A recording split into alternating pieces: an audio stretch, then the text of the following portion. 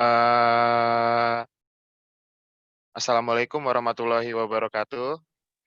Waalaikumsalam warahmatullahi wabarakatuh. Eh, Halo teman-teman semua. Halo. Halo. Halo. Halo. Halo. Selamat datang ya di webinar pada hari ini yang berjudul Teaching with Wi-Fi in Remote Area yang diselenggarakan oleh Go English English Literacy School bekerja sama dengan Mata Garuda Daerah Istimewa Yogyakarta, Social and Education Community, dan Komunitas Himawari. Webinar ini adalah webinar series, yang mana masih banyak webinar menarik lainnya pada hari Sabtu dan juga Minggu. Nah, teman-teman, jadi agenda hari ini dimulai. Perkenalkan, nama saya Miftah Muhammad, bisa dipanggil Miftah. Saya bahasa Inggris di Universitas Islam Indonesia, Angkatan 2018. Saya akan menemani kalian pada agenda hari ini selama 90 menit ke depan. Teman-teman semua tahu kan kalau sekarang tuh lagi pandemik, lockdown di mana-mana. Nah, karena itu bisa kita lihat dan rasakan saat ini pengaruh dari karantina dan COVID-19 sangat mempengaruhi banyak aspek di kehidupan kita. Seperti pendidikan kita semua menjadi terganggu karena social distancing yang membuat kita tidak bisa belajar seperti biasanya di kelas. Membuat guru sulit untuk membagikan ilmu dan juga membuat murid sulit menerima ilmu daripada guru. Nah, jadi di sini akan dibahas bagaimana kesulitan guru saat mengajar, terutama di remote area ataupun daerah terpencil, dan bagaimana solusinya. Nah, di sini sudah ada dua pemateri kita yang luar biasa, yaitu ada Ibu Carolina Lero dan juga Ibu Lisi Suryani. Halo Ibu Carolina, apa kabar? Halo, baik sekali. Untuk Ibu Lucy Suryani, apa? Alhamdulillah baik. Alhamdulillah, kalau itu Bu, baik. Nah, gimana Bu, udah siap Ibu Carolina ya, yang pertama ya? Ya. Nah, Ibu Carolina gimana? Udah siap Bu untuk materi hari ini? Ya. Sudah siap Bu? Suaranya agak putus-putus. Agak delay ya? Iya, agak delay Bu. Sudah. Sudah siap Bu. Nah, ini ada Ibu Carolina S. Alamat Lowolabo, Desa Paga, Kecamatan Paga, Kabupaten Sikaflores, Provinsi Nusa Tenggara Timur. Beliau sarjana sastra dari program studi Bahasa Inggris Universitas Flores Kabupaten ND. Dan sekarang mengajar di SMA SK Alvarez Paga sejak tahun 2010. Pada tahun 2016 lulus sebagai instruktur nasional guru pembelajar mata pelajaran bahasa Inggris. Tahun 2018, salah satu yang mendapat granted short term scholarship dari Rilo US Embassy Jakarta. Tahun 2019, sebagai penerjemah dalam seminar internasional bertemakan Leadership in Multi-Religious Community of Indonesia. Dan pada tahun 2020, mendapat granted CMEO. Nah, untuk teman-teman yang ingin bertanya nanti, bisa ditaruh atau diketik di chat box yang nanti akan dijawab pada akhir sesi hari ini. Jadi, gimana Ibu Carolina, siap? Oke. Kita mulai ya Bu ya. Silakan Ibu. Oke, wait. Saya siap share screen dulu. Ya. Sudah terlihat? Sudah. Ya. My slides in English, tetapi saya akan menjelaskan yang mix pastinya karena on your screen ini adalah welcome to our school, dan kami berada di bawah satu atap for junior high school and also senior high school. Jadi ini tampilannya SMPK SMA K Alvarez Paga. Jadi benar-benar not really remote sebenarnya, tidak terlalu, tetapi I can call it remote. But first of all, thanks untuk moderator, thanks untuk penyelenggara juga. Wow. Ya, yang kedua kita bisa lihat di sini ada how about general condition here? First, location, and then kemudian how about facility, kemudian lagi ekonomi, And last you can learn screen. Flores is Nusa Tenggara Province. Jadi di sini juga Taman Nasional Kelimutu, National Kelimutu Park. Di sana kira-kira 1:30 hours from here. Kemudian, how about the facility? Di sini facility yang akan yang dipaparkan di sini adalah facility yang memang related dengan learning process. Jadi ada computer and laboratory, kemudian ada factory dan library. Ya, yeah. And then we go to how about economy. Dan di sini saya menekankan emphasize to parents-nya, students-nya kami, yaitu mereka rata-rata bergelut sebagai farmer, itu 80%, and then fisherman itu 10% saja, kemudian and last one itu other, itu juga 10%. And how about yang other ini bisa teachers and entrepreneur, dan juga bisa like bank clerk seperti itu. Jadi hanya 10%, rata-ratanya adalah farmer.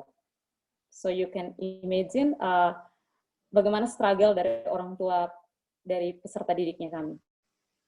Kemudian, of course, we found many obstacles here, dan di sini saya membaginya dalam 3 kelompok besar. First, bad network, yang divided into tower, and then how about electricity, dan yang terakhir adalah poor connection. Well, just one tower sebenarnya here in Paga, but recently tidak lagi berfungsi. Jadi untuk sinyalnya kami harus mengandalkan dari tempat yang lain, from the other place yang ada di kampung sebelah. Kemudian how about electricity? Ya, di sini electricity, I can say it's really bad karena memang nearly all every day, hampir setiap hari itu pasti ada kisah lampunya padam. Kemudian yang of course, jadi koneksi kami menjadi tidak stabil karena juga electricity-nya itu. Kemudian yang berikut adalah how about the tools yang ada di sini yang disediakan untuk mendukung pembelajaran, yakni PC atau laptop, and then mobile phone, yang tentunya not all of the students have it. Even teachers juga tidak punya. Jadi kalau laptop itu tidak semua teachers punya laptop. Dan handphone itu terkesan dipaksakan, yang harus semua siswa punya, karena juga mau tidak mau ketika when pandemic comes and then we need it. Kemudian yang berikut adalah how about internet quota, and then we go to how to deal it. Ya, berbicara tentang how to deal it ini, I know that all teachers in remote area have doing much more better than me maybe, but for me, this is some tricks like strategy I use. Like first one is handout. I use handout, and then yang kedua adalah kita menggunakan semi offline in our school, so they will divide it into session. And they can come to the school, but yang ada limitnya untuk setiap every class. Kemudian last one adalah, saya juga berusaha untuk menggunakan, harus familiar with some applications, walaupun awalnya memang ini as a challenging, yaitu WhatsApp yang mungkin sudah familiar untuk semua orang, and then FB, dan how to struggle with Zoom meeting, and then Google Classroom. Memang not every day we use it, tidak setiap hari, and maybe if you have or if you find any question, you can ask me about this one. Nanti mungkin akan berkembang di sesi tanya jawab. Karena memang not all day we use Google Classroom or Zoom, because we should balance our life. Kalau misalnya kita all application dan kita harus use it, I don't believe it we can balance our life. Ya. Yeah. Kemudian yang berikut, this is sebenarnya ini adalah like lampiran. Kemudian ada ini study from home. Ini ada tampilan study from home. See on your screen. This one is Zoom meeting. like I can say early, we so struggle, and memang harus introduce ke mereka juga. Ini not all, of course, not all of the students use it because it's impossible, but we should. And then this one, WhatsApp group. Yeah, and this slide you can see students project. But untuk sampai ke sini, we should pass many steps. Jadi tidak serta merta, and then you can submit your homework or your assignment, no. Tetapi harus ada, misalnya pertama harus melewati tahap konsultasi, jadi outline diberikan dulu, and then kemudian bahasa Indonesia, karena memang of course bahasa pertamanya kita bahasa Indonesia, so saya tidak akan memaksa karena mereka juga senior high school yang of course mereka punya kemampuan masih beginner level. Kemudian I don't know in Jogja maybe it different, maybe you are at advanced level maybe, but in our place kami masih dengan beginner level, jadi harus struggle more for English. And then yang sebelah ini adalah, ini salah satu tampilan yang saya screenshot dari video yang dikumpulkan, video introducing their self. Kemudian, yes, ini new normal tadi yang semi offline, you can see on your screen. Kemudian this one, yes, and I miss this normal situation, and I believe all the teachers out there, ini kita miss normal situation, jadi mereka bisa practice in laboratory, dan juga you can see, ini karena tidak terlalu besar, tetapi kalau di Zoom ini kita bisa lihat they mereka smiling karena mereka bisa ketika belajar Inggris, tetapi mereka smile itu adalah kerinduan besar dari saya. Karena mereka harus bisa move, itu paling penting, karena ada some of them yang punya tipe kinestetik yang hobi bergerak, bahkan I think all millennial right now, mereka Z generation itu mereka hobinya bergerak. Yes, and I love these quotes. It's come from deep reflection. I know my limit, but I don't want to limit myself. Jadi mungkin ini pada awalnya saya bukan dari jurusan pendidikan. So, ketika pertama kali diterima mengajar, saya menyadari ini. I know my limit. Saya tahu batasan saya, kemampuan keterbatasan saya, tetapi saya tidak ingin membatasi diri saya. Ya, yeah, thank you and stay safe. That's all, thank you. Terima kasih ya Bu ya atas cerita dan pengalaman Ibu mengajar selama pandemi ini. Saya lumayan tersentuh sih mendengar cerita Ibu Carolina, kayak kangen gitu, kerinduan akan senyum-senyum dari para murid-murid itu wow banget sih Bu. Terima kasih ya Bu Carolina. Oke, sama-sama. Selanjutnya ada Ibu Lucy Suryani, SPD. Ibu Lucy, apa kabar Bu? Alhamdulillah baik. Ibu udah siap Bu? Alhamdulillah sudah siap. Iya. Insya Allah. Jadi teman-teman yang ingin bertanya langsung ketik aja ya di chat box, nggak usah ragu-ragu. Nanti bakal disampaikan kepada para pemateri hari ini di akhir sesi. Jadi ini beberapa informasi tentang Ibu Lucy ya. Nama lengkap Ibu Lucy Suryani, lulusan dari Arts in Teaching Universitas Sriwijaya, Sumatera Selatan, pada September tahun 2010. Beliau sekarang mengajar di SD Aspen Hindoli 02.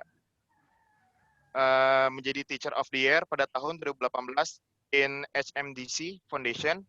Got selected to participate in Summer Camp Teacher Training Program among 40 teachers across Indonesia, held by RILA of US Embassy in collaboration with University of Indonesia pada tahun 2018.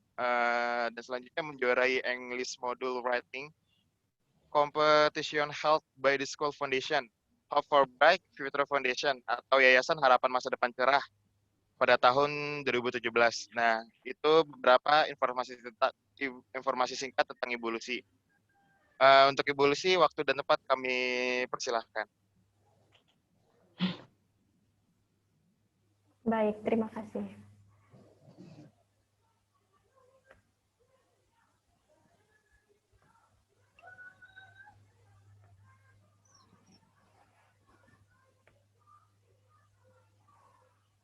Oke, Assalamualaikum warahmatullahi wabarakatuh. Selamat pagi kepada seluruh peserta webinar kali ini. Pertama-tama saya ucapkan banyak terima kasih kepada seluruh peserta yang sudah meluangkan waktu berharganya ya untuk dapat hadir di acara bincang-bincang virtual yang diselenggarakan oleh Go English kali ini. Saya ucapkan terima kasih juga kepada Go English, Sosio Edu, Komunitas Himawari, dan Mata Garuda DIY yang telah memberikan saya kesempatan untuk dapat berbagi pengalaman mengajar di remote area, terutama di masa pandemi sekarang ini. Terima kasih kepada moderator yang sudah memperkenalkan diri saya secara singkat. Saya Lucy Suryani, guru bahasa Inggris di SD Yaspen Hindoli 2. Jadi SD Yaspen Hindoli 2 adalah sekolah dasar yang alhamdulillah terakreditasi A, yang terletak di perumahan PT Hindoli, Desa Tanjung Dalang, Kecamatan Keluang, Kabupaten Musi Banyuasin, Sumatera Selatan. Sekolah ini sendiri berdiri tahun 2008, jadi sudah hampir 12 tahun, dengan jumlah siswa 126 siswa, dan jumlah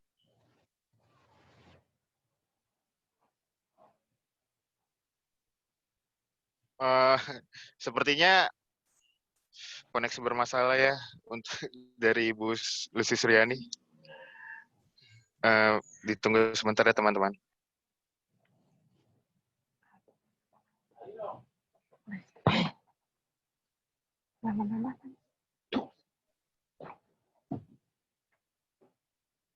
Oh ya, yang ingin bertanya untuk materi sebelumnya yaitu dari Ibu Caroline, boleh langsung ditanyakan.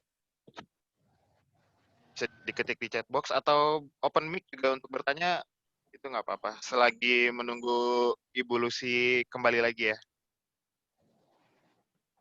Ada yang ingin bertanya?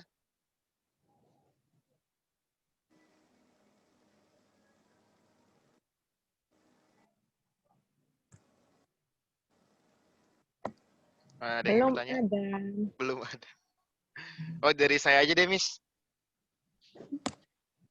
Iya. Tadi Ibu, yang ada slide pas foto di ruang komputer gitu ya, Bu ya. Itu kegiatan apa sih, Miss, yang membolehkan murid ke sekolah gitu? Saya penasaran. Baik. Ada dua sih yang tadi ketika yang ada di lab itu. Yang pas udah new normal. Oh ya, itu kita listening practice. Oh, listening. Itu kira-kira yang siswa boleh datang ke sekolah cuma segitu doang? Apa gimana, Miss? Normal nih. Yang new normal? New normal tidak, yang di lab ini, well, saya clearkan. Yang normal ini kalau labnya, ini kelihatan new students, tidak ada memang, tidak ada murid memang di sana. Oh. Tidak ada. Oh. Kita, jadi untuk sementara PSBB.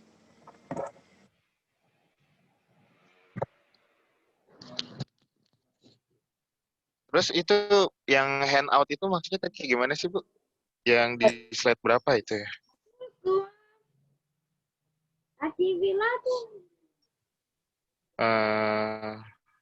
Nah, yang itu ya, handout itu gimana tadi, Bu? Saya kurang mendengar. Oke. Kalau yang handout ini,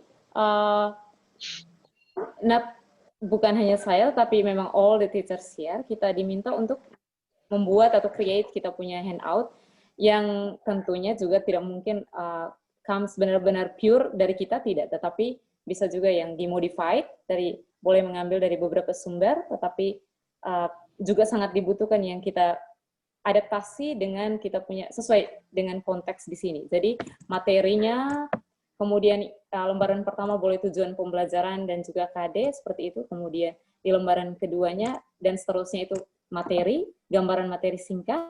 Setelah itu yang terakhir adalah dengan bagaimana dengan soal dan juga penilaiannya, rubrik penilaian. Oke. Terus kegiatan semi offline apa saja sih yang dilakukan di sekolah Ibu? Kita bagi dalam untuk yang semi offline ini kita dibagi, jadi diatur jadwalnya per sesi, kemudian dari dalam satu kelas kita dibagi menjadi dua sesi. Yang pertama itu dari jam setengah sampai dengan jam, setelah itu break itu otomatis yang sesi pertama harus langsung pulang, yang go straight tidak boleh ada di mana-mana karena mereka tidak boleh bertemu dengan siapapun begitu. Jadi setelah keluar dari kelas kan akan dibantu oleh piket, diarahkan, intinya bahwa mereka tidak boleh saling bersentuhan. Di kelas pun diatur sedemikian rupa dan harus ada guru. Itu memang juga memaksa guru tidak bisa tidak masuk. Jadi harus tanggung jawab untuk masuk kecuali memang ada alasan tertentu yang pastinya harus digantikan dengan guru yang lain, guru BK contohnya di sini. Jadi memang tetap pembelajaran tatap muka, juga tidak lama, jadi kita setiap pelajaran itu hanya diberi waktu 1 jam yang 40 menit, seperti itu. Oh, oke. Terima kasih ya Bu ya. Ibu Lucy udah kembali lagi nih Bu. Halo Ibu Lucy. Iya, halo. Ibu Lucy. Pertama-tama saya mohon maaf ya. Halo? Halo? Halo. Halo? Iya Bu, udah ada. Bisa dengar saya? Bu. Bisa dengar saya? Sudah. Dengar saya? Bisa Bu. Ya? Ya, saya mohon maaf atas ketidaknyamanannya. Memang kondisi internet di sini tidak stabil. Karena ya saya tinggal di remote area. Bisa kita mulai?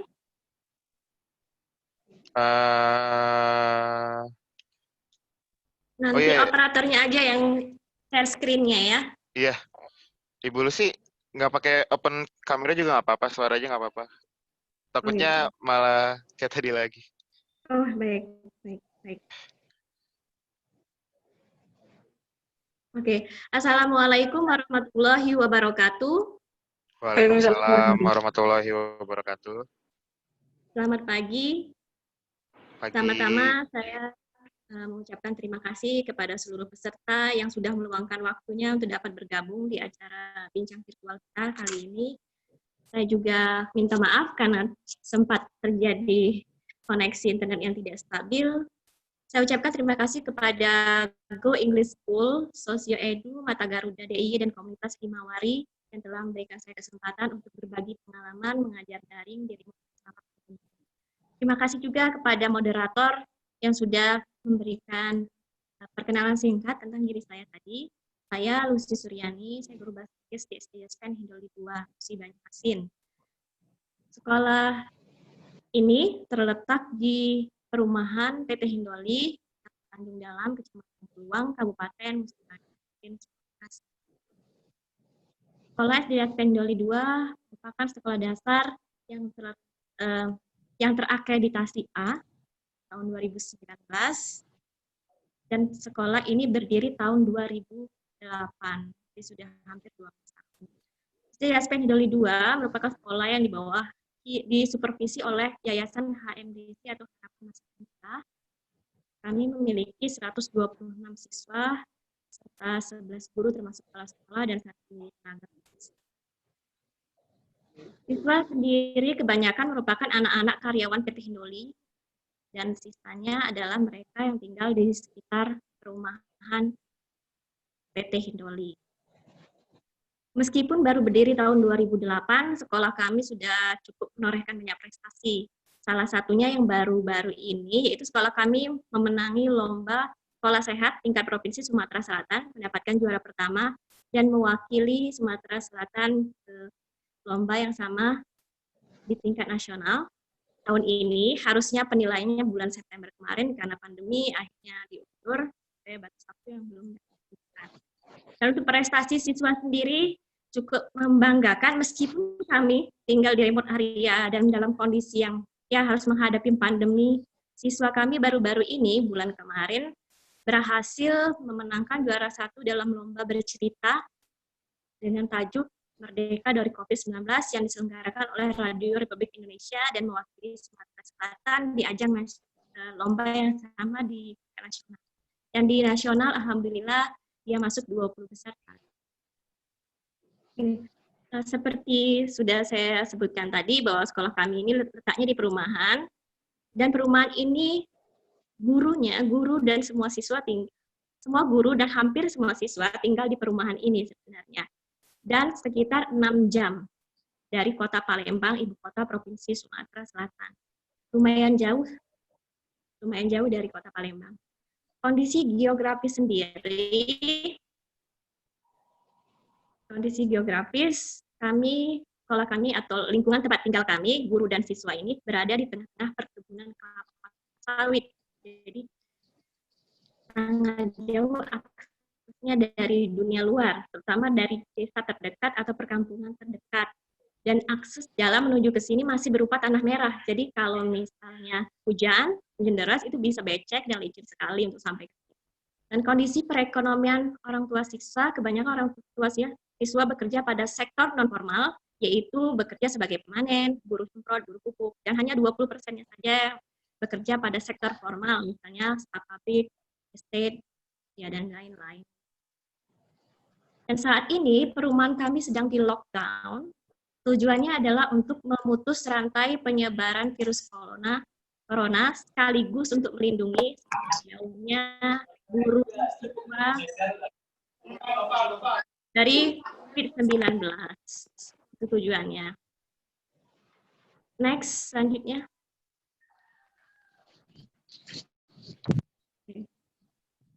Oke, selanjutnya.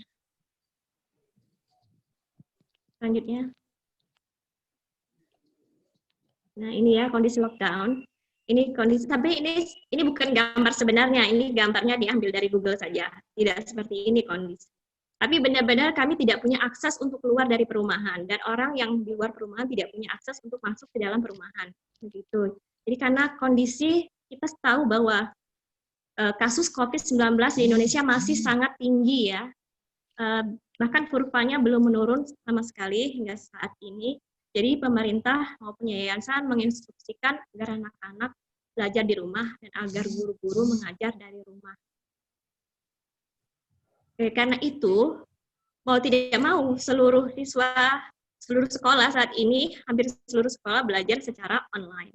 Karena kondisi geografis kami yang berada di tengah-tengah perkebunan kelapa sawit dengan internet yang terbatas, maka satu-satunya media yang paling memungkinkan kami untuk mengajar dan bagi siswa untuk belajar adalah melalui WA. Jadi kami membentuk grup WA, grup untuk belajar siswa. Selanjutnya, tantangan yang kami hadapi, terutama para guru dan siswa di daerah kami, di daerah terpencil ini, yaitu yang pertama adalah akses internet yang sangat terbatas.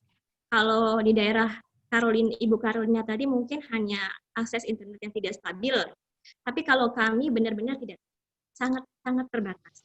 Jadi bahkan tidak ada sinyal di dalam rumah. Jadi kami tidak bisa mengakses internet dari dalam rumah. Hanya ada bagian-bagian tertentu dari rumah yang ada akses internetnya, misal di jendela atau di depan rumah, di belakang. Atau ada beberapa guru yang terpaksa harus pergi ke menara air. Jadi ada di perumahan itu, nggak jauh dari perumahan itu ada menara air. Di sana ada lapangan yang lumayan luas dan daerah situ lumayan bagus akses internetnya. Jadi beberapa guru atau bahkan beberapa siswa harus pergi ke sana untuk bisa dapat mengirimkan materi ajar atau mengajar secara online. Bahkan anak-anak harus ke sana untuk bisa mengirimkan tugas atau mengakses materi ajar yang dikirimkan. Itu kondisinya memang benar-benar sangat terbatas memang karena kondisi geografis. Kemudian kendala atau tantangan selanjutnya adalah masalah HP dan kuota internet. Memang semua orang tua memiliki HP, tapi kebanyakan mereka hanya memiliki satu HP yang digunakan dilakukan oleh seluruh anggota keluarga. Ada satu keluarga yang memiliki 3 anak yang semuanya harus belajar secara daring, jadi mereka harus menggunakan HP itu secara bergantian, dan belum lagi HP ini kebanyakan dibawa oleh orang tuanya bekerja, jadi orang tuanya membawa HP dengan alasan mereka khawatir jika meninggalkan HP tersebut di rumah, anak-anak akan membuka situs-situs berbahaya atau membuka konten-konten yang tidak baik tanpa pengawasan dari mereka. Jadi anak-anak ini mereka hanya bisa mengakses materi bahwa mereka pulang kerja. Perlu diketahui bahwa kebanyakan yang bekerja pada sektor non formal ini mereka orang tuanya kerjanya pagi, pergi jam 5 pagi, pulang sekitar jam 3 atau 4 sore. Bayangkan betapa beratnya tantangan para orang tua juga di sini ya, selain guru dan siswa. Kemudian masalah ketiga adalah teknologi. Tentu kami tidak bisa memanfaatkan berbagai platform yang ada, kemudahan-kemudahan yang ada dengan akses internet yang terbatas. Waktu saya masih tinggal di luar perumahan, saya pernah mencoba menggunakan Google Classroom untuk belajar online, tetapi sayang sekali hanya 10 anak yang dapat mengakses Google Classroom ini, yaitu anak-anak yang memang tinggal di luar perumahan. Jadi terpaksa saya hentikan, saya tidak gunakan lagi Google Classroom. Jadi sekarang kita belajarnya menggunakan Google ya. Oke. Dan bagaimana solusi kami menghadapi tantangan berikutnya? Next. Kami menghadapi tantangan ini, yaitu pertama, guru-guru di sini menyiapkan modul. Modul belajar yang memang kami buat lebih simple, lebih sederhana, yang sesuai dengan kurikulum pandemi ya. Lebih menarik supaya anak-anak memiliki minat yang tinggi dalam belajar. Mengingat situasi pandemi yang membuat mereka, terutama anak-anak, menjadi lebih tingkat stresnya tinggi. Jadi modulnya dibuat semenarik mungkin dengan gambar-gambar yang menarik dan lebih ringkas dan sederhana supaya lebih mudah dipahami. Nah, ada 3 opsi yang kami tawarkan untuk anak-anak terkait modul ini. Mereka bisa memiliki modul ini secara cetak, artinya mereka bisa menghubungi pihak TU atau sekolah untuk bisa mengirimkan atau membuat print out dari modul ini, lalu nanti dikirimkan ke rumah anak-anak. Tapi hal ini tentu tidak bisa dilakukan untuk anak-anak yang tinggal di luar perumahan. Jadi ada opsi kedua, untuk mereka yang tinggal di luar perumahan, mereka bisa mengakses dengan mendownload materi dalam bentuk soft file yang dikirim ke grup WA. Kemudian opsi ketiga, bagi mereka yang memang tidak bisa mendownload materi karena memang tidak ada aplikasi BPS misalnya di HP mereka, guru tetap memberikan materi dalam bentuk tangkap layar biasanya atau dalam bentuk gambar per pertemuan. Jadi setiap pertemuan guru selalu memberikan materi dalam bentuk tangkap layar yang bisa di-download atau diunduh atau diakses oleh semua siswa. Kemudian kami juga menerapkan aturan belajar yang fleksibel. Artinya, kalau belajar selama ini di kelas, ada waktunya dari jam 7 sampai jam 3 sore. Kebetulan sekolah kami menerapkan belajar 5 hari, jadi Senin sampai Jumat, jam 7 sampai jam 3. Tapi selama belajar daring, waktunya lebih fleksibel. Jadi setiap hari, guru harus standby, kerja Senin sampai Minggu, dari pagi sampai malam itu harus siap menerima misal pertanyaan dari siswa atau tugas yang mereka kirim. Dan untuk penyampaian materi sendiri itu dibuat lebih menarik seperti yang saya bilang tadi. Contohnya untuk saya mengampu pelajaran bahasa Inggris. Saya mengajar SD karena saya mengajar anak SD kelas 1, dan di awal-awal semester ini masih banyak anak-anak kelas 1 SD yang belum bisa membaca atau hanya bisa mengeja kata, mengeja huruf menjadi kata seperti itu. Makanya saya memberikan materi dalam bentuk gambar, supaya materinya lebih menarik dan bisa meningkatkan minat belajar anak. Ya, kalau materi dalam bentuk gambar, tentu saja tetap saya kirim audio penjelasan dan cara pengucapan. Misalnya belajar tentang color, misalnya gambarnya warna hijau, kuning, merah, dan sebagainya. Tapi tetap saya kirimkan audio penjelasan dan pengucapan bahasa Inggris. Misalnya merah, red, hijau, green, kuning, yellow, dan sebagainya. Seperti itu, supaya Anda paham tanpa mereka harus membaca teks panjang. Kemudian untuk pemberian dan pengumpulan tugas, Jadi setiap guru biasanya akan memberikan batas waktu. Dan karena ini pandemi, belajarnya daring, kita lebih fleksibel dalam memberikan batas waktu pengumpulan tugas. Untuk saya sendiri, biasanya saya beri waktu 1 minggu. Dari waktu pemberian tugas sampai pengumpulan, itu 1 minggu lamanya. Karena memang pelajaran bahasa Inggris cuma 2 jam dan seminggu untuk 1 kelas. Jadi mereka bisa mengumpulkan dalam waktu 1 minggu. Dan untuk anak-anak yang masih terkendala sinyal, walaupun mereka sudah dikasih waktu, ternyata masih terkendala sinyal atau terkendala kuota internet, mereka masih diberi opsi lain untuk mengumpulkan tugas mereka, yaitu ada namanya Postbox. Next. Ya, ini Postbox. Nah, ini Postbox atau kotak pos. Jadi para guru di sini menginisiasi ide ini ya, ide tentang kotak pos. Sebenarnya bukan surat yang diposkan, tapi tugas-tugas siswa. Ini adalah jalan terakhir agar kami bisa mengakomodir supaya siswa lebih bisa berpartisipasi dalam proses pembelajaran. Jadi ini ada 2 kotak di sini. Kotak pertama itu untuk meletakkan tugas siswa yang baru mereka kirim, dan kotak kedua ini adalah untuk tugas-tugas yang sudah dinilai oleh guru. Di grup WA diumumkan dan dibuat kesepakatan. Misalnya kalau siswa mengumpul hari ini, besok mereka sudah bisa ambil tugasnya di box.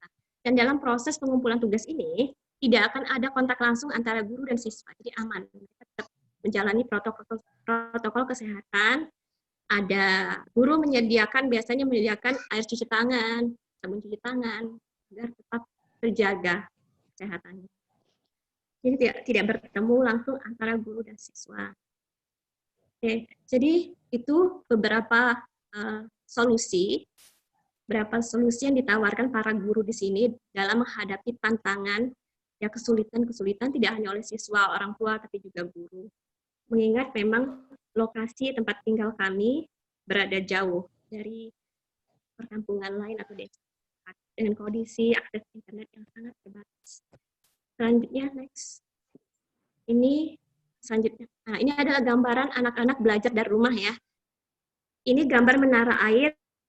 Saya jelaskan tadi, ada beberapa guru dan bahkan beberapa siswa yang harus pergi ke sini benar setiap pagi untuk mengirimkan materi ajar atau mereka untuk melakukan presensi online. Jadi guru dan siswa wajib melakukan presensi setiap hari untuk guru. Dan siswa juga ini di seberang menara air. Jadi mereka duduk di teras-teras rumah orang yang kosong, memang orangnya berangkat kerja, jadi duduk di teras-teras rumah orang atau di bawah. Oke, selanjutnya next. Nah, ini karya siswa ya. Meskipun kami menghadapi kesulitan dan berbagai tantangan dalam belajar, tapi kami tetap memberikan ruang bagi siswa untuk bisa menunjukkan kreativitasnya. Ini salah satu hasil karya siswa kelas 1 dan kelas 2. Kelas 1 ya, dan pelajaran seni budaya dan keterampilan. Ini digantungkan di dinding teras rumah guru. Jadi mereka buat ini, kemudian dikirimkan, atau orang tuanya yang mengantar ke rumah, dan letakkan, digantungkan di dinding teras rumah guru. Tapi tanpa ada kontak langsung antara guru dan siswa ataupun guru dan siswa. Jadi mereka tetap aman, tetap bisa menjaga protokol kesehatan, mereka tetap pakai masker, face shield, dan supaya lebih aman. Selanjutnya, next. Nah, ini tadi prestasi siswa di masa pandemi ini baru bulan kemarin.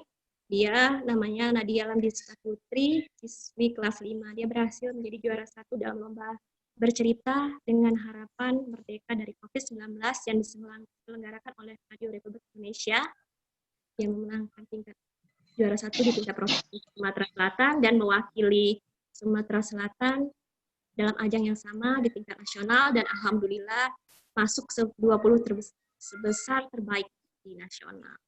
Dia ini menuliskan dan menceritakan pengalamannya selama belajar daring, kesulitannya, tantangannya, bahwa kadang-kadang dia harus pergi ke menara air tiap pagi untuk bisa dapat akses materi yang dikirimkan guru melalui WA atau mengirimkan tugasnya. Jadi dia menyuarakan secara tidak langsung, dia menyuarakan aspirasinya, harapannya, juga teman-temannya dan juga guru-guru dan orang tua yang ada. Oke, itu saja pengalaman saya selama mengajar daring di masa pandemi ini. Saya ucapkan terima kasih. Saya akhiri, wabillahi taufiq wal hidayah. Wassalamualaikum warahmatullahi wabarakatuh. Waalaikumsalam warahmatullahi wabarakatuh. Terima kasih Bu Lucy atas presentasinya tadi. Itu lumayan menarik sih Bu Lucy, yang postbox itu menurut saya itu keren banget sih. Terus perjuangan murid dan guru itu bener-bener ya demi pendidikan. Iya,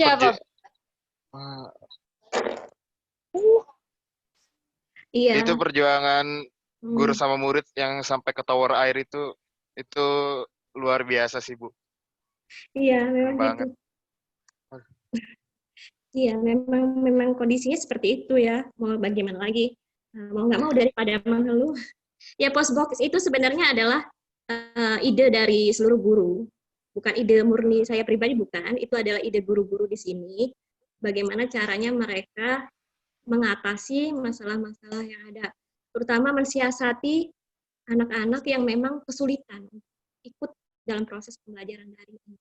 Mereka kalau tidak seperti itu, nanti mereka tidak mengumpul tugas.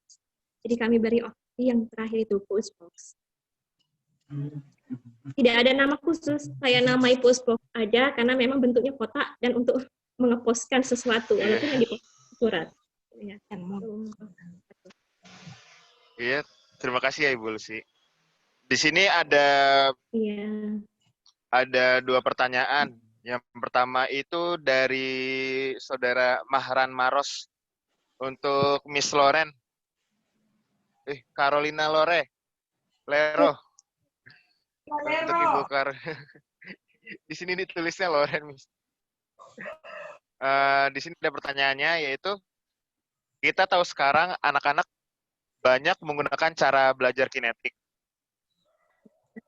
Saya penasaran, bagaimana kegiatan literasi di sana, Miss? Atau mungkin bagaimana membuat cara belajar mereka yang kinetik agar mereka merasa tak bosan? Salam dari Palembang, Miss. Tanyanya. Terima kasih untuk pertanyaannya, Ibu. Kalau bicara literasi, kalau misalnya sekolahnya itu kita tatap muka, maka akan mudah. Di SMA Alvarez dan juga SMP Alvarez, karena kita satu atap, itu kita menerapkan sebenarnya ketika offline atau belajar bersama tatap muka itu, kita beri waktu awal pembelajaran setiap hari Selasa, kemudian Kamis dan Sabtu bersama wali kelas untuk melakukan literasi. Tetapi ketika pandemic comes and then kita sudah otomatis social distancing, kemudian mereka harus online. Berarti di sini tantangannya, tetapi tetap kalau misalnya trik, maka yang disiapkan adalah kalau mereka kinetik, tapi bukan berarti dan lalu mati literasinya. No, karena kita kan bisa mengirim materi, kemudian yang bisa mereka, kalau kebetulan memang kami punya tadi di awal itu memang tidak really remote, jadi mereka bisa menggunakan itu. Jadi ada yang boleh di print out, kemudian diberi kepada peserta didik, atau juga yang kita kirim via WhatsApp atau FB grupnya mereka, itu mereka boleh bawa. Kalau misalnya mereka mau belajarnya di atas, membaca literasinya yang dipakai adalah di atas pohon, ya silakan. Kalau misalnya literasinya juga, misalnya mereka mau ke pantai dulu, oke. Selama, I think ini soal kenyamanan, di mana mereka mau melakukannya, intinya bahwa pengawasan atau pengontrolan itu yang penting. Jadi, makanya dari kita harus menyiapkan, kalau misalnya materi yang kita share adalah kita pastikan nanti di pertanyaannya related. Jadi harus berhubungan dengan kita punya materi pertanyaannya. Sehingga kita pastikan bahwa mereka pastinya akan membaca. Tidak mungkin tidak, begitu. Demikian juga kalau kita kalau bahasa Inggris misalnya, jadi saya akan mengirimkan audio, dan biasanya itu ke grup wali kelasnya, karena mungkin kalau misalnya tidak bisa menjangkau mereka satu persatu, berarti ke wali kelasnya akan saya buatkan grup sendiri. Jadi akan saya share ke situ. kemudian wali kelasnya akan membagikan kepada mereka. Jadi mereka bisa dengar wherever they want, saya pikir. Ya, itu dari saya. Terima kasih atas jawabannya, Bu ya. Gimana saudara atau saudari Mahran Maros atas jawaban dari Ibu Carolina? Sudah puas? Apakah ada yang ingin ditanyakan lagi? Oh ya, ini terus satu lagi nih, Ibu Carolina, dari saudara atau saudari Rudolfus Kevin Dawan. Ibu, ini suara saya jelas kan ya? Di sini hujan soalnya. Masih jelas ya? Ini dari saudara ataupun saudari Rudolfus Kevin Dawan. Assalamualaikum, shalom, salam damai sejahtera buat kita semua. Halo, saya Rudolfus Kevin Dawan, ingin bertanya, bagaimana cara pendekatan Ibu kepada anak-anak agar pembelajaran online ini tetap efektif? Dan bagaimana cara mempertahankannya, Miss? Terima kasih. Ya, baik. Terima kasih, Kevin, Pak Kevin. Kalau misalnya ini bertanya soal pendekatan, otomatis kita butuh extra effort karena memang mereka di rumahnya mereka masing-masing, dan juga tidak semua mereka itu memang ada di kawasan sekitar Paga. Jadi akan ada beberapa yang misalnya mereka back to their village. Jadi akan kembali ke kampung rumah mereka, di home-nya mereka.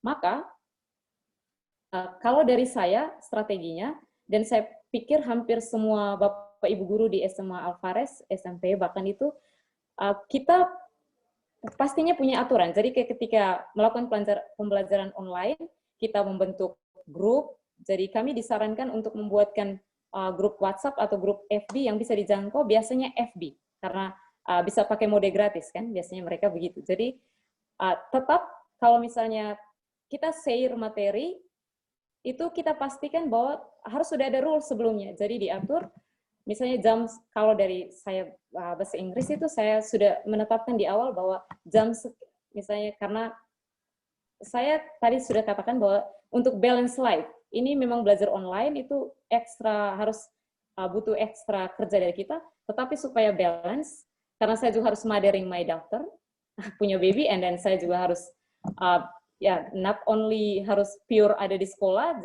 atau fokus terhadap kegiatan sekolah. Jadi caranya adalah set the rules, harus atur dulu yang menjadi aturan bersama dan disepakati bahwa jam kamu boleh mengirimkan kepada saya misalnya jam berapapun kamu mau submit tugasmu, oke, tetapi saya tidak bisa membuka pada at the time. Jadi supaya, dan itu dikomunikasikan lebih dahulu sehingga mereka tidak menunggu, oh kenapa nih Ibu tidak juga membalas, kenapa Ibu belum membaca, sehingga tidak ada rasa bahwa mereka kemudian seperti dikesampingkan, tidak. Jadi kita harus menyampaikan dari awal ketika membuat grup, jam sekian itu, jam berapapun kamu boleh mengirim, tapi Ibu akan membukanya di jam sekian. Misalnya jam 8 atau jam 7 sampai 9 Ibu akan membuka dan pastinya akan membalas kalau misalnya itu sifatnya pertanyaan, kalau kamu hanya submit, maka yang kedua adalah biasakan untuk saying gratitude, jadi harus dipelihara ungkapan terima kasih dari kita, walaupun kita guru, tetapi kalau misalnya mereka submit tugas, mereka tanyakan sesuatu, itu saya menerapkan kewajiban pada diri saya adalah saya harus bilang terima kasih, karena saya pikir itu bentuk apresiasi untuk mereka. Kemudian yang terakhir adalah, kalau yang pendekatannya biar tetap efektif, yaitu personalized question. Kalau di bahasa Inggris itu kan, ya supaya menghindari juga yang namanya cheating, yang misalnya mereka menyontek satu pekerjaan tukar-tukar itu, karena pasti kalau di luar kontrol, maka copy paste itu pasti terjadi. Jadi saya berusaha untuk personalized question, walaupun tidak semua kemudian dipersonalize. Jadi misalnya untuk 2 atau 3 orang, tapi dalam kelompok kecil, atau bahkan kalau untuk yang materi-materi tertentu seperti perkenalan, berarti mereka harus membuatkan memang video pribadi. Gitu. Jadi of course, tidak akan ada yang bilang, dia copy paste dari sebelah. Ya, kamu bisa copy misalnya, my full name is, tapi kamu tidak bisa copy jawabannya. Kemudian, ketika bicara juga tidak bisa copy paste, kan? Dan kamu harus send video, begitu. Terima kasih. Gimana saudara atau saudari Rudolfus Kevin Dawan atas jawabannya? Kalau kurang poster bisa ditanyain lagi ya selebihnya. Nah, untuk Ibu Lucy Suryani sendiri bagaimana Bu atas masalah ini? Bagaimana cara pendekatan Ibu kepada anak-anak murid agar pembelajaran online ini tetap efektif dan bagaimana cara mempertahankannya? Ibu Lucy? Baik. Misalnya, ya baik. Dengar suara saya? Ya, ada Bu. Sudah dengar ya? Iya, iya. Oke. Kalau untuk saya sendiri secara pribadi, karena saya mengajar bahasa Inggris SD ya, SD beda ya levelnya dengan anak SMA atau SMA. Dan untuk anak kelas 1 SD misalnya, itu saya beri materi, pendekatannya adalah dengan memberikan materi yang menarik. Yang pertama, materi yang dalam bentuk gambar misalnya, agar mereka tertarik dulu dan ikut belajar. Yang pertama adalah mereka tertarik dulu ikut belajar, itu pendekatan pertama. Dan mengirimkan materi dalam bentuk gambar karena sebagian mereka masih belum bisa membaca, misalnya seperti itu. Dan tentu saja dengan audio. Dan untuk memastikan, karena mereka belum bisa baca, tentu saja mereka belum mahir menulis. Jadi tugas-tugasnya untuk bahasa Inggris dalam bentuk audio, kebanyakan dalam bentuk audio. Jadi mereka merekam, misalnya menyebutkan alfabet dalam bahasa Inggris, atau juga misalnya mereka menyebutkan nama warna dalam bahasa Inggris, kemudian direkam, atau kalau memungkinkan di videokan, jika memungkinkan, tergantung akses internet orang tua mereka, jika memungkinkan, dan tentunya kita bisa lihat dari sana siapa-siapa anak-anak mana yang memang pengucapan bahasa Inggrisnya sudah bagus, dan siapa yang masih perlu dikoreksi, dan sebagainya. Nah, kemudian pendekatan lain, misalnya untuk anak-anak yang memang jarang aktif di kegiatan pembelajaran daring. Karena kita tinggal di perumahan yang sama, biasanya guru kelas akan datang, berkunjung ke rumah anak tersebut untuk menanyakan mengapa anak tersebut tidak aktif dalam proses pembelajaran. Karena kami mengajar anak SD, tentu saja tidak bisa hanya memberikan aturan-aturan dalam proses pembelajaran. Tentu kami harus melakukan pendekatan secara emosional, misalnya memang datang ke rumah tuanya, menanyakan mengapa anaknya tidak aktif dalam proses pembelajaran, tidak mampu tugas, dan sebagainya. Kemudian jika ada tantangan atau masalah, akan dicarikan solusinya bersama-sama. Tentu saja dengan tetap menjaga jarak, menggunakan masker, dan biasanya orang tua itu menyediakan air cuci tangan, dan seperti itu. Itu pendekatan untuk anak-anak yang memang tidak aktif dalam proses pembelajaran. Dan untuk pengumpulan tugas, kalau kami tidak bisa melarang mereka misalnya harus jam sekian sampai jam sekian boleh ngumpul tugas, nggak bisa, karena memang ya kondisi lingkungannya tidak mungkin kan. Kalau kita batasi, justru nanti mereka tidak mengumpul karena memang akses internet yang terbatas. Jadi mereka kalau memang kesulitan untuk mengumpul tugas online, mereka bisa lewat Toolbox, dan itu terserah kapan saja, karena toh tidak ada interaksi antara guru dan siswa. Setiap hari para guru akan mengecek kotak-kotak yang mereka sediakan setiap hari. Jadi tidak akan ada tugas siswa yang terlewat untuk tidak dilakukan. Jadi itu beberapa pendekatannya.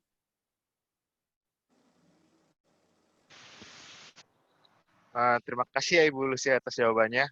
Terus ini ada pertanyaan lagi dari Mutia Kotrunida.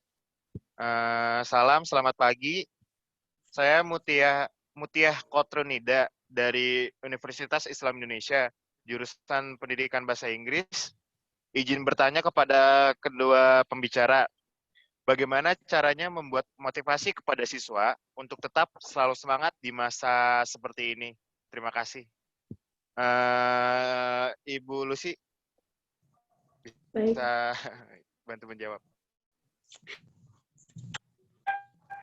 Saya dulu, oke. Kalau karena saya mengajar anak SD, itu saya tidak bisa hanya memberikan motivasi lewat komunikasi WA misalnya, atau sekedar menelpon mereka. Saya harus datangi langsung memang anak-anak yang memang jarang aktif di pembelajaran, atau saya kadang-kadang beri kuis gini. Jadi kadang-kadang untuk pelajaran tertentu, kebetulan saat ini saya menggantikan guru yang sedang cuti mengajar matematika. Jadi saya beri kuis matematika, siapa yang berhasil bisa menjawab, saya akan tambah poin di nilainya. Misalnya 1 poin nilainya 10. Itu sebenarnya tujuannya hanya untuk memantik minat mereka untuk aktif dalam proses pembelajaran. Itu aja tujuannya sebenarnya. yang bisa menjawab dapat poin, 1 poin nilainya 10. Atau bisa kita ganti dengan hadiah yang lain, hadiah apa gitu, buku, pensil, pena. Tujuannya itu untuk menarik minat mereka dalam belajar. Itu untuk anak-anak yang memang sudah aktif di pembelajaran. Maksudnya yang aktif di pembelajaran, tapi mereka masih jarang-jarang ngumpul tugas. Untuk anak-anak yang memang benar-benar tidak aktif sama sekali dalam proses pembelajaran, ya satu-satunya hal yang saya bisa lakukan, karena saya mengajar anak-anak, saya kunjungi orang tua. Saya datangi rumahnya. Saya tanyakan apa kendalanya, apa masalahnya, kenapa tidak aktif di pembelajaran. Saya berikan materinya secara langsung kepada anak itu. Tentu tetap memperhatikan protokol kesehatan. Saya datangi orang tuanya seperti itu. Itu cara saya memberikan motivasi. Mungkin berbeda kalau mengajar anak-anak SMA ya, tentu saja beda. Demikian dari saya. Terima kasih Bu Lucy atas jawabannya. Selanjutnya Ibu Carolina. Ya, baik. Terima kasih untuk pertanyaannya. Kalau bicara soal menjaga semangat, tentunya akan berbeda dengan Ibu Lucy karena mereka tinggal di satu kawasan. Sementara kalau di tempat kami, mereka tinggal di satu kawasan, kemudian rumahnya berjauhan pula. Tetapi bukan berarti kemudian menutup kemungkinan untuk lalu akses kita komunikasi mati. Gitu. Tadi sudah dikatakan bahwa kita punya grup WhatsApp, kita punya Facebook group, yang tentunya bisa kita pakai untuk komunikasi. Jadi yang paling pertama kalau yang soal pembelajaran, untuk membangun semangat mereka itu, biasanya kalau misalnya bahasa Inggris, itu kita menyediakan, sifatnya adalah kita provide, kemudian mereka yang decide. Jadi kalau misalnya ada materi-materi tertentu, kalau misalnya membuatkan, bagaimana kalau misalnya kita meminta mereka untuk membuat, biar mereka tetap produktif, menuliskan teks, contohnya teks deskripsi, tetapi kita menyediakan misalnya objeknya beberapa yang ada di sekitar, dan mereka yang choose. Jadi kalau mereka yang decide itu biasanya mereka lebih semangat. Itu yang pertama. Kemudian, kalau misalnya tadi untuk membangun semangat untuk dalam tanda petik beberapa anak yang agak boleh dikatakan lamban atau misalnya dia kurang aktif, itu berarti biasanya kita akan untuk SMA Alvarez itu kita juga sudah punya guru BK, kemudian kita juga diminta untuk membuatkan WhatsApp group tadi, jadi komunikasi yang bisa dibangun. Bahkan di dalam grup kita bisa menentukan siapa yang menjadi humas. Kalau di grup kelasnya saya ada yang menjadi humas, yang kemudian akan komunikasinya lebih lancar, boleh ke pribadi, ya misalnya siapa yang mengalami kendala ketika pengumpulan tugas, kemudian mereka belum kumpul, itu bisa dikomunikasikan ke wali kelasnya. Kemudian kalau ada yang bermasalah sekali, itu biasanya akan berhubungan dengan kesiswaan dan juga BK. Dan memang kalau kesiswaan dan BK di sekolahnya kami, itu memang kerjanya perlu diapresiasi karena sejauh ini untuk penanganan masalah soal keterlambatan belajar atau masalah belajar anak itu ditangani dengan baik. Ya, dari saya begitu. Terima kasih Ibu Carolina. Ayo teman-teman yang ingin bertanya boleh langsung ketik ya di chat box. Boleh open mic juga untuk yang ingin bertanya. Ini ada dari admin nih, dari Miss Susari. Terima kasih pemaparannya Bu Carolina. Kalau nggak salah ini Miss Susari, Bu Carolina dan Bu Lucy. Sangat menarik. Saya ingin tahu pengalaman Ibu berdua terkait tetap mengajarkan pendidikan karakter pada siswa situasi ini. Yang pertama, Ibu Carolina. Baik, terima kasih untuk pertanyaannya, ya Ibu Sari. Kalau untuk pendidikan karakter, ini pastinya bukan tanggung jawab guru saja, tetapi juga orang tua di rumah. Tetapi dengan masa pandemik ini, apa yang bisa kita buat? Karena segala sesuatunya serba terbatas, tetapi seperti yang saya jelaskan tadi, bahwa mungkin tidak semua karakter kemudian itu berhasil dirancang sedemikian rupa, kemudian nanti hasilnya baik. No. Tetapi di sini seperti ada beberapa karakter, misalnya jujur, kemudian disiplin. Contohnya tadi, dalam pembelajaran itu, misalnya ketika kita membuatkan grup pertama kan tadi sudah saya katakan kita set dulu rules-nya. Nah, dari situ kita bisa tahu, kita bisa pantau kira-kira karakter orang ini bagaimana, apakah dia disiplin atau tidak. Kemudian apakah sopan santunnya dijaga atau tidak. Ketika communicate yang di dalam grup WhatsApp atau grup FB juga sudah dikatakan bahwa ibu tidak akan menerima yang namanya tiba-tiba saja kamu muncul, kemudian langsung sodorkan kamu punya assignment atau homework yang sudah dikerjakan. No. Tetapi harus ada tata caranya dulu, misalnya selamat pagi ibu, kemudian setelah itu minta maaf mengganggu, kemudian setelah itu saya kan ya, intinya apa, kamu sampai dengan chat ataukah sampai dengan kontak ibu itu untuk apa, kemudian diakhiri dengan terima kasih. Nah dari situ juga saya pikir kita bisa pantau, kalau misalnya ada yang tidak melakukan itu juga otomatis karakternya itu perlu dipertanyakan juga. Kemudian yang berikut soal disiplin. Tadi sudah dikatakan kita punya aturan juga termasuk time management. Kalau misalnya mereka pada saat tidak dikumpulkan on time, berarti otomatis dia tidak disiplin. Tidak tanggung jawab juga ada di dalam. Begitu. Kemudian, sedangkan untuk karakter-karakter yang lainnya, itu biasanya kita tetap membangun komunikasi dengan orang tua juga. Jadi, dan itu biasanya lebih banyak dikerjakan oleh wali kelas bersama dengan anak wali. Biasa hubungannya begitu. Dibanding guru mata pelajaran.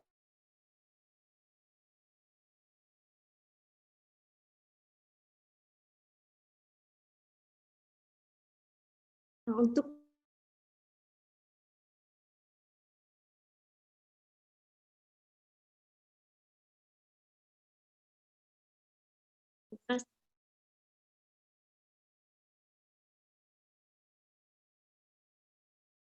mengingat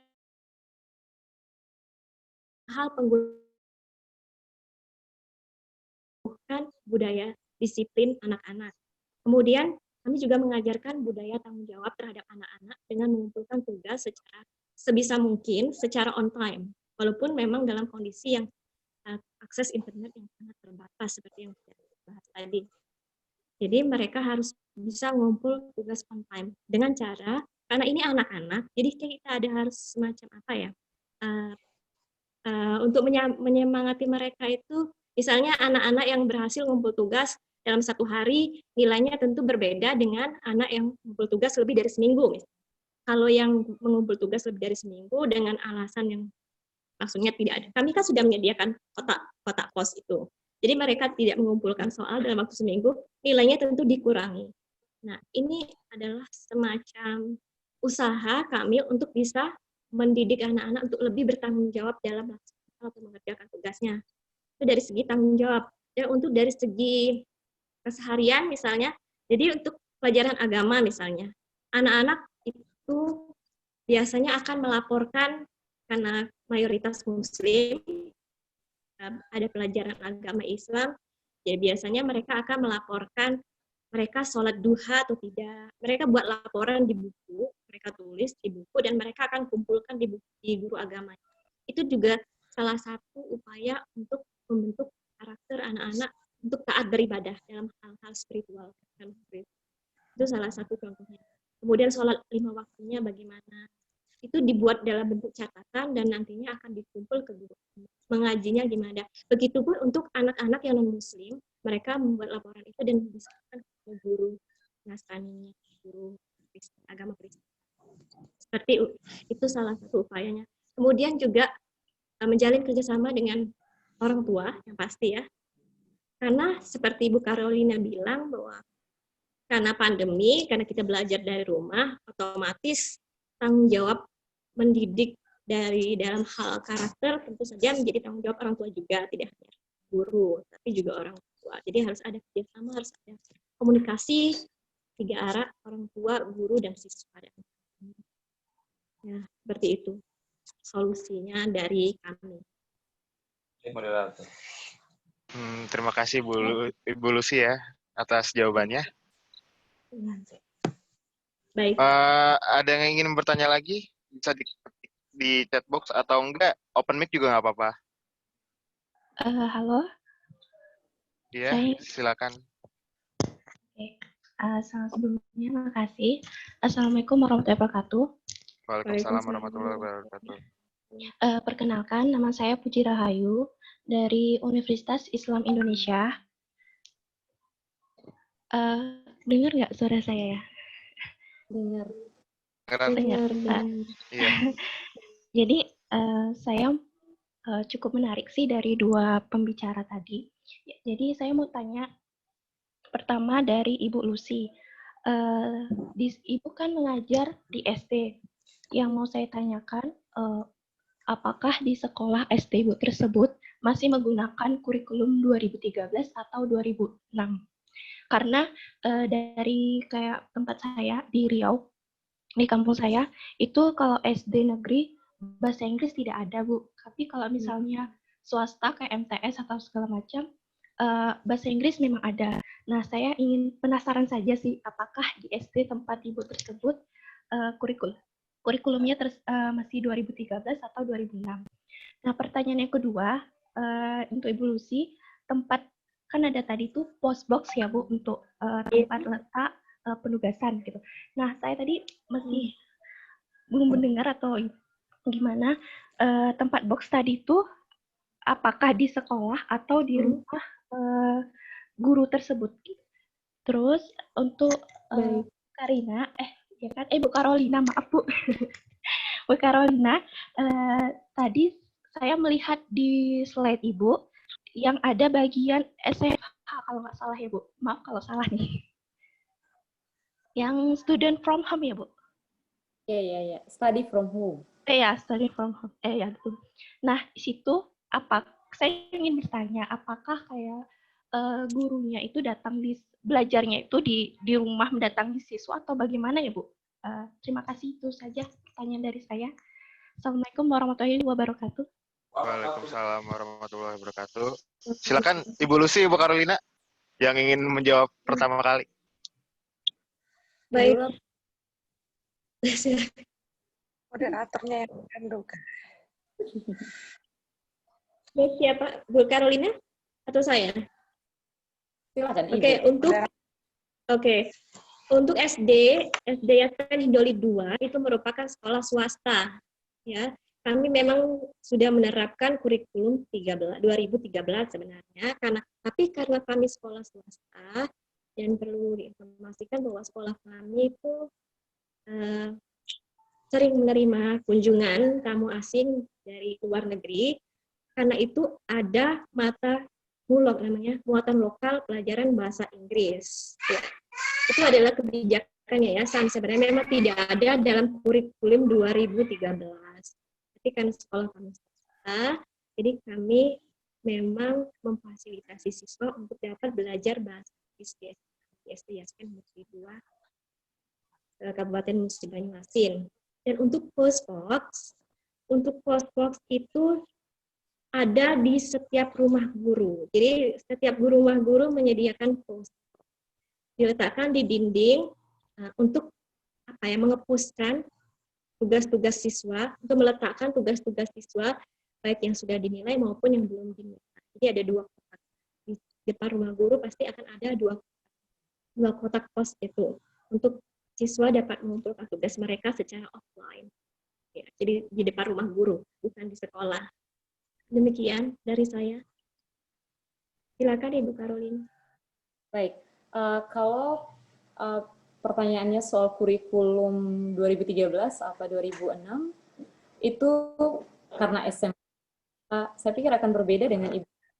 Apakah diajarkan atau tidak bahasa Inggris, tentunya juga pasti sudah tahu, harus diajarkan, karena itu mata pelajaran. Dan sekarang yang dipakai adalah kurikulum 2013 yang darurat. Kurikulum darurat untuk sekarang. Ini mungkin untuk informasi yang update nih. Kemudian yang berikut adalah tadi gambar study from home tadi, itu yang ditampilkan, gurunya tidak ke rumah. Kalau untuk SMA, gurunya tidak ke rumah. Tetapi untuk SD di daerah kami, ya. Jadi mereka dikumpulkan di beberapa titik, kemudian gurunya yang mendatangi mereka. Tetapi kalau untuk SMA, tidak. Karena tadi seperti penjelasan saya, yaitu ada semi-offline, yaitu kita mengaturnya dalam sesi, kemudian materi sekolah, tadi itu ketika mereka belajar dari rumah yang mengerjakan tugas. Kebetulan rumahnya berdekatan dan mereka bersama. Begitu. Terima kasih.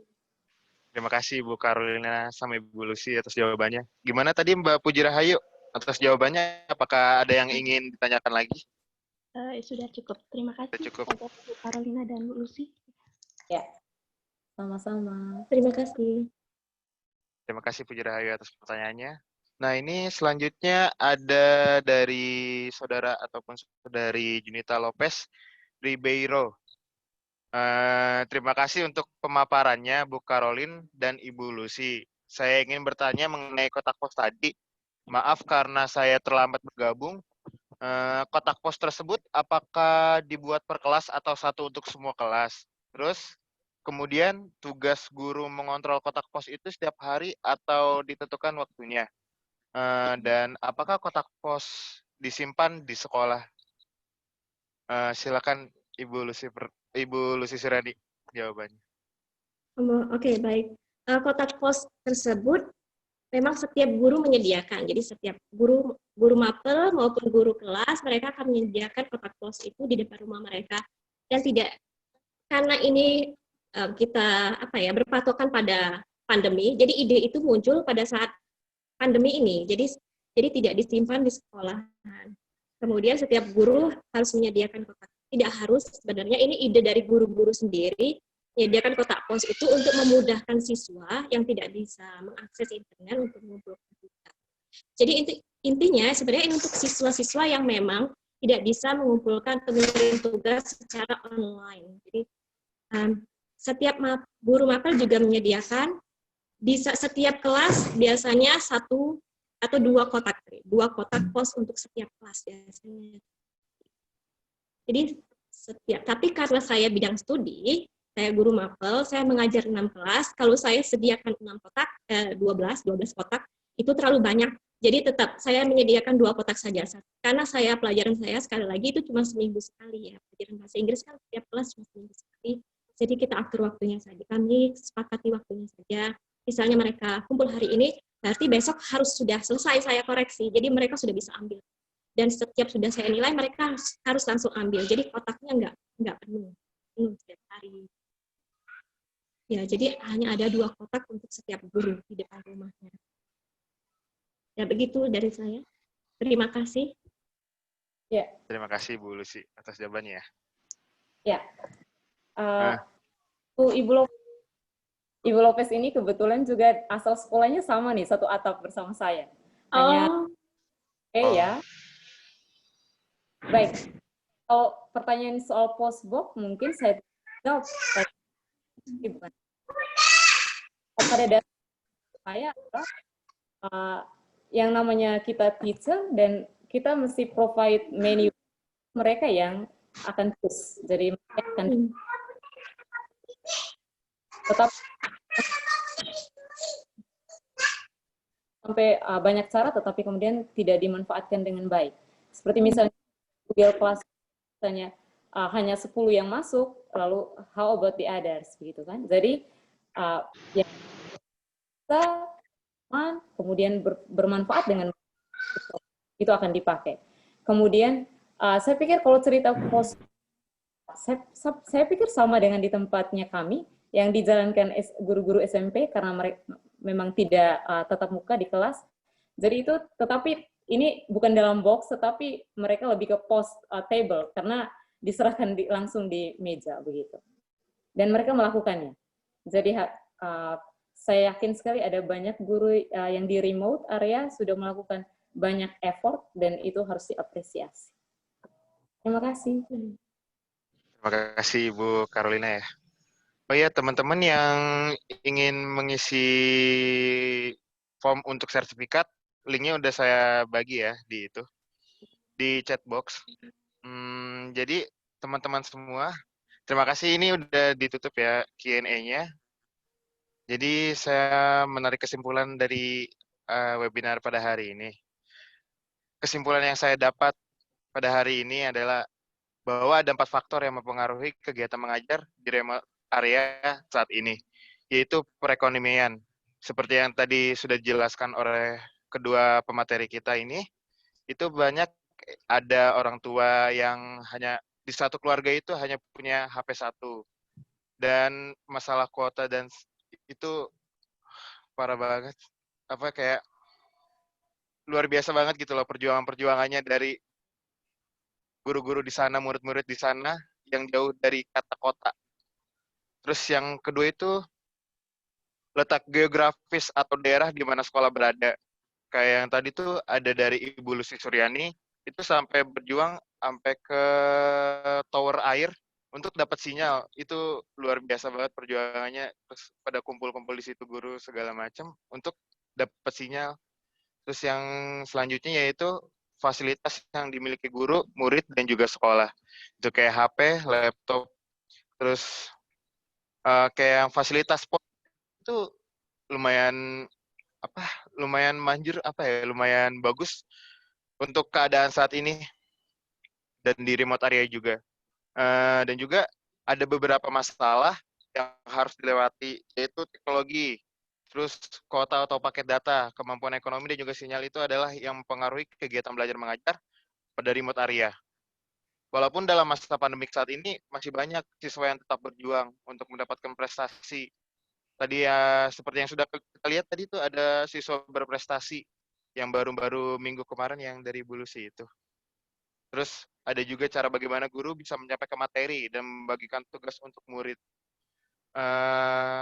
Pesan yang saya bisa ambil dari webinar yang luar biasa ini adalah bagi kita yang berada di tempat yang mudah menjangkau internet yang sudah berkecukupan gitu, harus lebih bersyukur karena ternyata masih banyak guru-guru dan teman-teman siswa kita yang berjuang untuk menjalankan dan mengikuti online class. Masih banyak teman-teman kita di sana, di luar sana, yang berjuang gitu demi mendapatkan sebuah ilmu yang bermanfaat untuk kita semua gitu. Sebagai sesama manusia, kita juga bisa saling membantu mereka yang berada di remote area dengan memberikan bantuan kuota internet dan hal-hal yang mereka butuhkan. Dan bagi mereka yang berjuang mengajar, guru-guru yang berjuang untuk mengajar, semangat ya Bu ya, Ibu Carolina, Ibu guru yang ada di Indonesia, pokoknya semangat dah. Dan mengikuti online class, tetap semangat. Mudah-mudahan pandemi ini segera berlalu, amin. We are in this together. Kita lalui ini semua sama-sama. Ibu Carolina atau Ibu Lucy ada yang ingin disampaikan? Saya sedikit boleh? Ya, saya boleh, pikir yang memang perlu saya emphasize lagi adalah yang harus ditekankan. Intinya kita guru, kita provide, kita menyediakan, tetapi yang students akan decide. Mereka memutuskan yang nyaman yang mana, dan harus yang memang bermanfaat dan fungsional tadi. Itu saja. Terima kasih Ibu Carolina. Ibu Lucy, ada yang ingin disampaikan? Baik, untuk dari saya kita harus tetap semangat menjalani proses pembelajaran daring ini, jangan sampai patah semangat, karena yang saya lihat dari pengalaman saya, jauh lebih banyak anak-anak yang berjuang dan bersemangat dalam belajar. Berarti kita sebagai guru harus lebih semangat lagi. Ada banyak cara dalam memberikan pelajaran kepada anak-anak, dalam mengajar kepada anak-anak baik secara online maupun offline. Jadi jangan patah semangat, jangan mengeluh, jangan sedih lagi. Saatnya kita bangkit. Kita harus tetap semangat karena anak-anak ternyata diam-diam mereka itu jauh lebih semangat daripada dalam belajar. Itu saja yang ingin saya sampaikan. Semangat untuk seluruh guru di Indonesia. Kita pasti bisa. Terima kasih. Terima kasih Bu Lucy dan Ibu Carolina. Dari saya sendiri, sebagai mahasiswa, untuk teman-teman saya, sebagai mahasiswa, untuk teman-teman saya di luar sana, semangat, jangan menyerah, jangan mengeluh. Pasti ada jalan, hilangin kemagerannya, cari motivasi untuk tetap belajar, cari motivasi untuk tetap mengerjakan tugas, pokoknya cari jalan yang terbaik dan terasik, agar kita tetap bisa fokus untuk mencari ilmu, di masa saat ini, di keadaan pada zaman ini yang sudah sungguh sangat kacau balau ini. Semangat teman-teman semua. Teman-teman, acara webinar series ini diselenggarakan oleh Go English bekerjasama dengan Mata Garuda Daerah Istimewa Yogyakarta, Social Education Community, dan Komunitas Siwamari. Jangan lupa tetap ikuti ya series webinar kami setiap hari Sabtu pukul 10 sampai jam 11.30 dan hari Minggu pada pukul 4 sampai jam 5 sore. Saya Miftah Muhammad mengucapkan terima kasih banyak kepada yang sudah hadir pada hari ini. Terima kasih banyak banget buat Ibu Lucy dan Ibu Carolina. Terima kasih banyak. Semoga kita semua dalam keadaan sehat dan tetap semangat. Wassalamualaikum warahmatullahi wabarakatuh. Ya teman-teman. Waalaikumsalam warahmatullahi wabarakatuh. Teman-teman dan semua partisipan, kita foto bersama dulu. Bisa dinyalakan kameranya, teman-teman.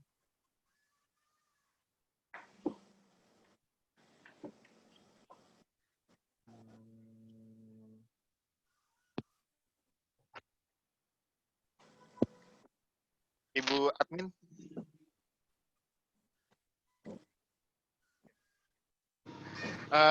Udah dinyalain semuanya? Ini ada 3 slide ya, ntar 3 kali kita fotonya. Udah. Oke. 1, 2, 3.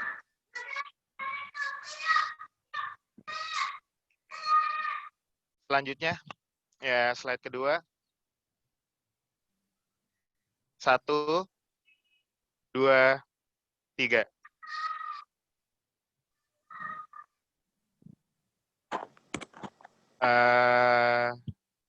Yang selanjutnya, slide terakhir. Open your cam. 1, 2, 3. Gimana, Miss Susari? Udah. Makasih. Oke. Teman-teman yang ingin mengisi form untuk sertifikat, ini linknya saya taruh lagi ya di chat box. Oke, teman-teman, terima kasih banyak yang sudah hadir. Yang ingin stay dan ingin berbincang-bincang juga boleh untuk berdiskusi. Yang ingin leave duluan, it's okay. Terima kasih ya teman-teman yang sudah hadir pada hari ini. Terima kasih banyak, tetap semangat, tetap sehat. Terima kasih semuanya.